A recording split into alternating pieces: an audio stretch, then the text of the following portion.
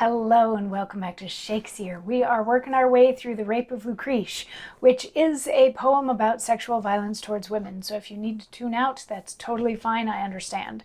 But if you want to hear today's stanzas, we're going to look at stanzas 93 to 96. And things are getting dire for Lucrece at this point. Sextus Tarquinius woke her up by groping her, has told her that one way or another he's going to have sex with her today. And if she resists or puts up any sort of fight, he's going to first have sex with her, but then kill her and put a dead slave in her bed so that it dishonors her whole family as well.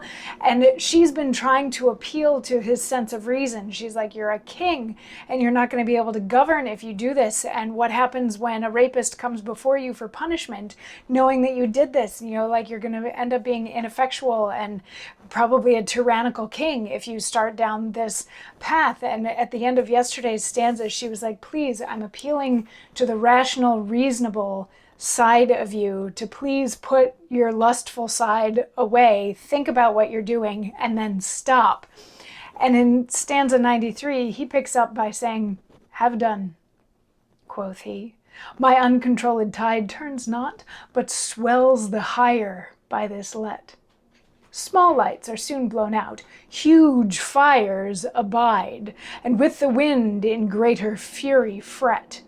The petty streams that pay a daily debt to their salt sovereign, with their fresh falls haste, add to his flow, but alter not his taste. Thou art, quoth she, a sea, a sovereign king, and lo, there falls into thy boundless flood black lust, dishonor, shame, misgoverning, who seek to stain the ocean of thy blood. If all these pretty ills shall change thy good, thy sea within a puddle's womb is hearsed, and not the puddle in thy sea dispersed. So shall these slaves be king, and thou their slave. Thou nobly base, they basely dignified.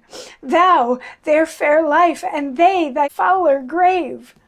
Thou loathed in their shame, they in thy pride. The lesser thing should not the greater hide. The cedar stoops not to the base shrub's foot, but low shrubs wither at the cedar's root. So let thy thoughts, low vassals to thy state, no more, quoth he.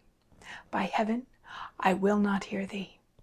Yield to my love, if not, enforced hate, instead of love's coy touch, shall rudely tear thee.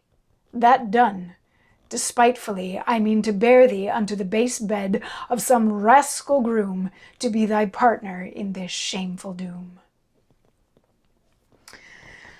So, in the first of these stanzas, he replies to her saying, yeah, I thought about all those things. All of those points that you just brought up, I thought about them. The thing is, I'm really horny right now. And he says something about small lights being blown out, but big fires abide.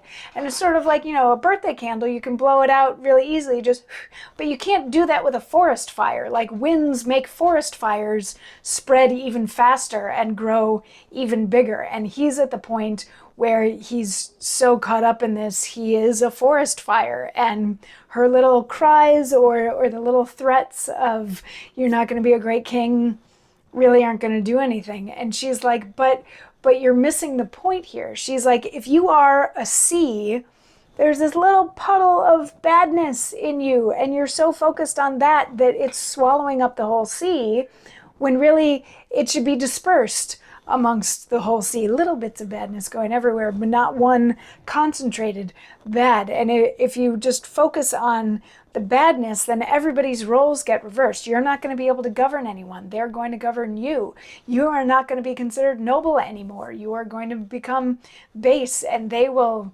like lord over you and laud over you and things like that. She's like a mighty tree, like a cedar tree, doesn't bend to the winds of the shrubs that grow down on the ground. The shrubs bend to the cedar tree. And she's like, she's like, I know that you have more good thoughts than bad thoughts. Let the good thoughts prevail. And he cuts her off. In the last stanza, she says the first line and he says the other 6. He cuts her off. He says, shut up. I'm not listening anymore. If you don't give in, I'm going to do this anyway. He's like, I'm going to do this one way or the other. If you don't give in to me, it's going to be a lot more painful. And then I'm also going to put a dead body in the bed next to you so that your family is shamed for all eternity. And yeah, tomorrow's going to be rough, but come on back for it so we can get through it and then see what happens afterwards, which is not really going to be much prettier, but we already knew that coming in based on the argument at the beginning of the play. But yeah, tomorrow's going to be a little rough, as if today wasn't too. Anyway, I'll see you later. Mwah.